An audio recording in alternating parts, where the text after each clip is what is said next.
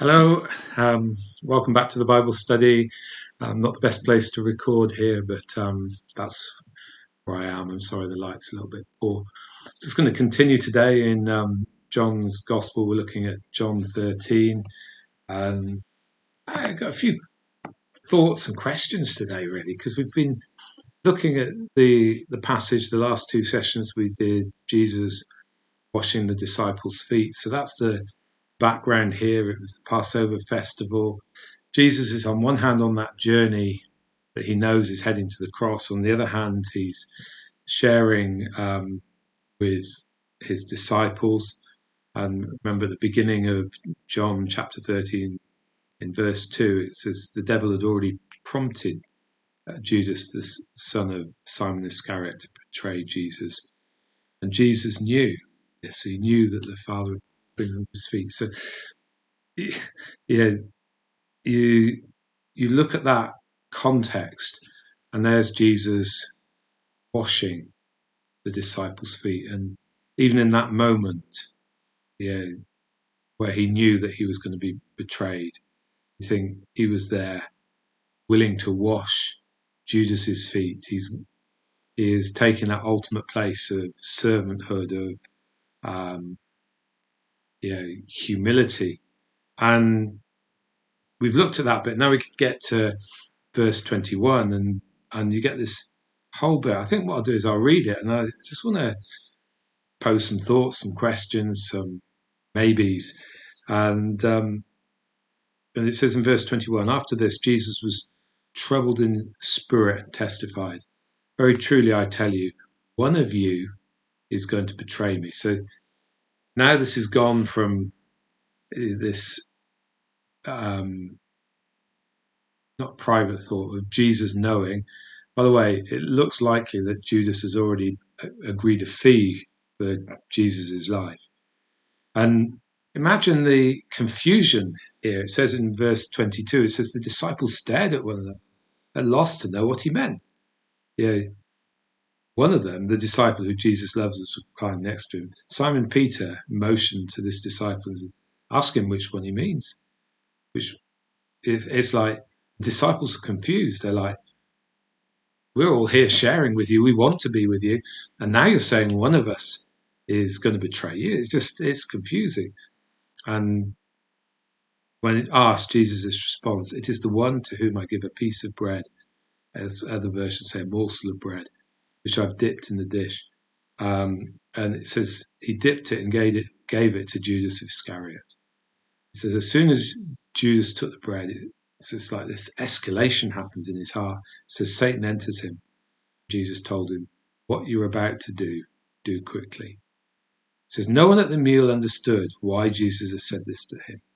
It says Judas was in charge of the money. Some thought that Jesus was telling him to buy what was needed for the festival or to give something to the poor. As soon as Judas had taken the bread, he went out, and it was night. It's like, even that image, isn't it? It's like Judas has walked away from the one who's the ultimate light in Jesus himself. And he's walked out into the night, into the darkness, into that separation. But here's the thing. I'm looking at that thinking, so what on earth is going on with Judas Iscariot? What is it that's stirring in his heart? And, we know that among the disciples, he had a very prominent role. In any organization today, we know the treasurer, has an important role, a prominent leadership role. So Judas isn't just any disciple. He's a disciple with portfolio. And I realize he's a disciple with function. You see, there are other disciples that have portfolio.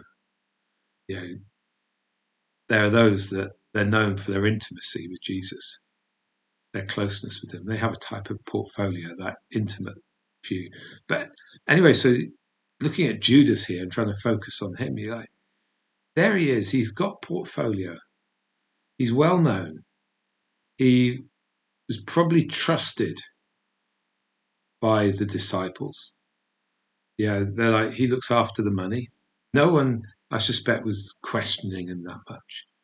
And yet there's this layer of stuff going on with him, which brings him to this place that he's willing to betray Jesus.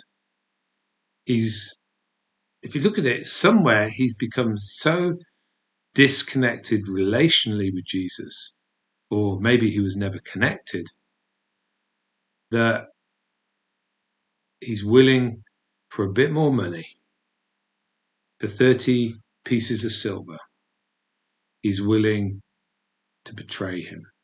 That to me speaks of someone whose heart is disconnected.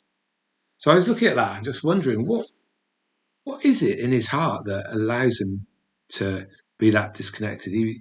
It makes you feel like, it makes me think that he's probably got quite a bit of angst towards Jesus, that he's got a facade of relationship, but underneath there's this something really bubbling up that's pretty nasty. And so I wonder what that is. It just made me wonder. This is me wondering. Here we have a journey Jesus is going on, a journey of humility, a journey of I'm washing your feet, a journey of servanthood. I wonder if that's in itself triggering Judas. You see, all the disciples had this to some measure, where their expectation was that Jesus was coming as this mighty warrior and by force was going to become king. There's that tone in it all, there's that feel in it all, that maybe for Judas, he's set himself up thinking, I'm going to be the treasurer to the future king. I'm going to be the treasurer to the one that takes over. I'm going to have a significant role in his future rule and reign. And just maybe what's going on in part of in Judas's heart is that he starts to despise Jesus. He starts to develop this negative stuff towards him because he's taken up a position of a servant, a lowly position. He's washing people's feet. And you could just think maybe Judas in that time his heart is getting more and more, messed up. And the messing up of his heart is simply because Jesus isn't being who he thinks or who he thought he would become. And so he's willing, it's almost like, I don't want to, what's the word? I can't think. I don't want to tie myself too closely to Jesus because he's not going to become king. Therefore, I will go to the rulers and gain position, finance, and kudos with the rulers of the world. I think his heart is that much distorted by what's going on.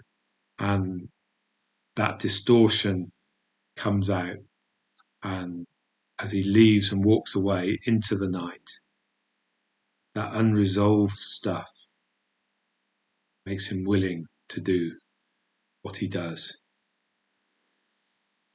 Now, I want to pick up this bit. We've only got a couple of minutes on it, but it says, when he is gone, this is chapter 13, verse 31. Jesus starts to make a fresh set of declarations. So you've got this humility, you've got the birth of the betrayal, Jesus, but then Jesus speaks into it and he says, now the Son of Man is glorified and God is glorified in him. Now, when I read this, I think this next bit, it looks a bit complicated, but maybe it isn't. I look and it refers to the Son of Man, and it's like, I think Jesus here is saying, I'm coming to this ultimate place where the Son of Man is going to be glorified. In other words, my humanity, I'm going to be glorified, and God is glorified in him. It says, if God is glorified in him, God will glorify the Son in himself and glorify him at once. So you've got this shift that's going on. And the shift is this bringing of heaven to earth. It's like the manifestation of God is coming through a human being, Jesus. And this manifestation of glory is coming through a human being, Jesus, and it's opening up the way what's coming, where there'll be the sons of God who will in the future be manifesting the glory of God, but a human. And I think that's what we got here emerging, a fullness of God being revealed and the glory coming. But Jesus doing that in human form, that we could also represent that in human form. I'm going to draw a line at verse 32. Hopefully I've left you just something to think about today, and a little bit of a different angle on things there. Bless you. Have a wonderful day. Look forward to being with you again next time on Thursday. Bye for now.